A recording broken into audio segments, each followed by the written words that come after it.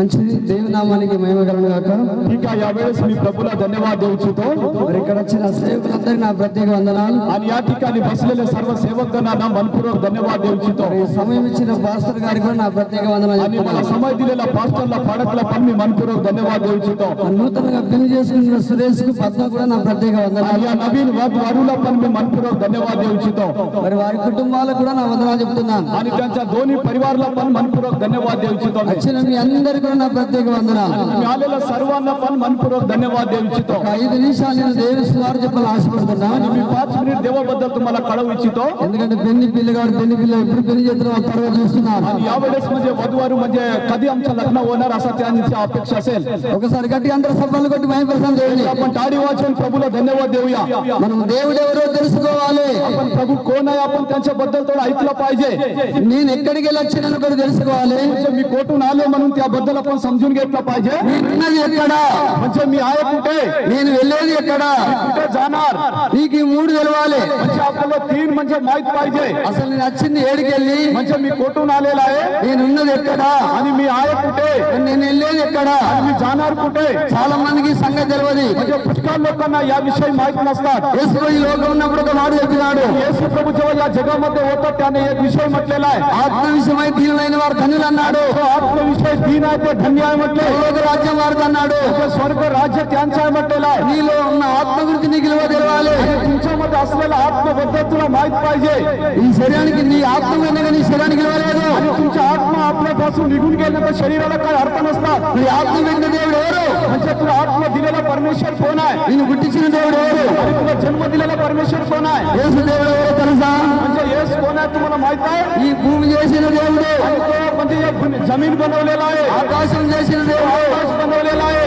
దేవుడు సృష్టిని 6 రోజులు తయారు చేసినాడు. देवाने या सृष्टीला 6 दिवसामध्ये बनवलेला आहे. మొదటి రోజు వెలుగు స్వీకరణ చేసినాడు. पहिला त्यांनी म्हणजे अंधकार आणि प्रकाश बनवलेला आहे. రెండో రోజు భూమి ఆకాశం చేసిండు.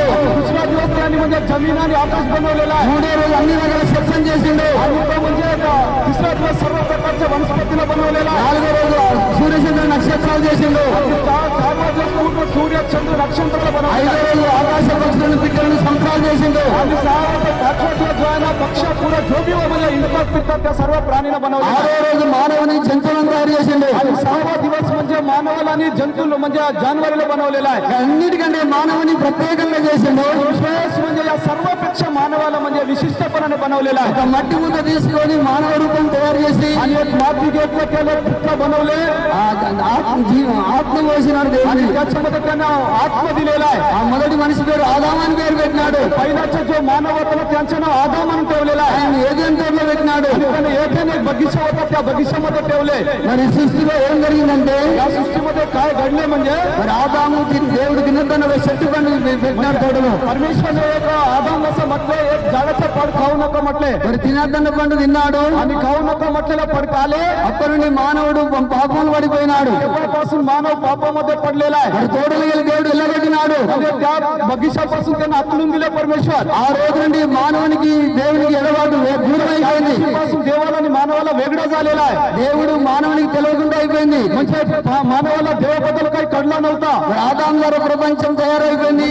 आदाम द्वारा पूर्ण संपूर्ण सृष्टी बनवण्यात आले. ఆదాము కూడా పాప అయితే లోకులందరూ కూడా పాపంగా పుట్టినారు. आदाम एक पापी असल्या कारणाने सर्व जाती मानव जाती पापी बनलेला ఆ आहे. పుట్టించిన దేవుని లోకం మర్చిపోయింది. म्हणजे तो जन्म दिला परमेश्वरला ते लोक म्हणजे विसरून गेलेला आहे. యేసు ఒకసారి ఆలోచన చేసిండు. म्हणजे येशू प्रभू एक दिवस म्हणजे विचार केले. ఎందుకంటే నేను చేసిన మానవుడు నన్ను ఎవరు కూడా ముక్తలేదని. म्हणजे मी केलेला मानव कोणी पण मला म्हणजे धन्यवाद देत नाही. 2000 సంవత్సరాల కిందట आणि 2000 वर्षापूर्वी మరి బెత్లెహేము గ్రామంలో म्हणजे बेथलेहेम म्हटलेले ग्रामामध्ये యూదయ దేశంలో म्हणजे युदाया देशात ఒక కన్యక గర్భంలో యేసు ఈ లోకానికి జన్మించినాడు. कन्या असलेल्या मर्यादितच्या पोटात तो जन्म घेतलेला आहे. ఆయన మరి జన్మించిన తర్వాత तो जन्म घेतल्यानंतर అనేక అద్భుతాలు చేసినాడు.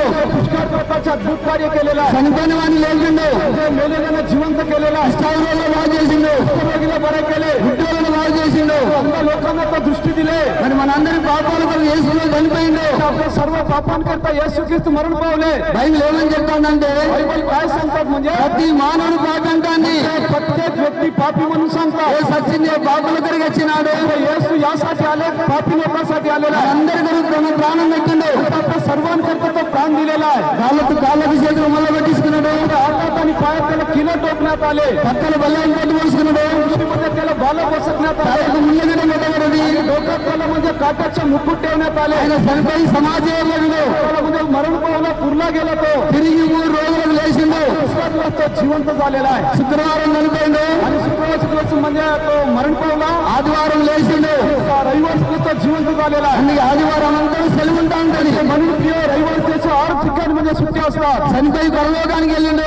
म्हणजे जिवंत होतं, स्वर्गामध्ये गेले. ఎల్లకి వెళ్ళి మాట చెప్పిండు. आणि तो जाण्याच्या आधी एक विषय म्हटलेला आहे. నాలుగు 15 మాట చెప్పిండు. मार्गाने 15:16 मध्ये लिहून आहे. సర్వలోకానికి మీరు వెళ్ళండి. पूर्ण सृष्टीला जाऊन సర్వ సృష్టికి సువార్త ప్రకటించండి. पूर्ण सृष्टीच्या स्वार्थाच्या घोषणा करा. నన్ను నమ్మిన వానికి రక్షణ, मला जो विश्वास ठेवतात त्यांचा उद्धार होईल. నన్ను నమ్మని వానికి రక్షణ నరకమని చెప్పినాడు. जो माझ्यावर विश्वास ठेवत नाही त्याला नरक आहे म्हटलेला आहे. మరి ఈ రోజు మీకు యేసు దేవుడు కావాలనుకుంటే जर तुम्हाला येशू ख्रिस्ताच्या औषध असेल तर ప్రతి మానవుని పాపంటాన్ని म्हणजे बायबल प्रत्येक व्यक्ती पापी म्हणून म्हणतात. నాలో పాపం లేదని ఎవరైనా చెప్పగలుగుతారా? माझ्यामध्ये पाप नाही असं कोणी सांगू शकतं का? యేసు పాపాలను రక్షించడానికి ఈ లోకానికి వచ్చిండు. पापी लोकांना तारवण्यासाठी या जगामध्ये రక్షించడానికి आलेला आहे. వ్యక్తి రక్షించడానికి వచ్చిండు. म्हणजे आपण शोधून काढण्यासाठी या जगामध्ये आलेला आहे. ఆయన బిడ్డలు మీరు కావాలంటే त्यांच्या लेकरं तुम्हाला बनायचं असेल 3 మాటలు చెప్తే సరిపోతుంది. 3 विषय म्हटलं तर चालेल. యేసయ్యా నేను పాపిని, येशू मी पापी आहो. యేసయ్య నా పాపాల కొరకు చనిపోయినావు, येशू माझ्या पापासाठी मरण पावला. నా పాపాలు క్షమించని చెప్పండి. माझा पाप क्षमा कर म्हण. ఆకాశం కింద ఇయ్యలేడుగా आकाशाखाली दिलेले ఏ నామంలో రక్షణ లేదు. नावामध्ये आपलं तारण भेटू शकत नाही. యేసు నామంలో రక్షణ.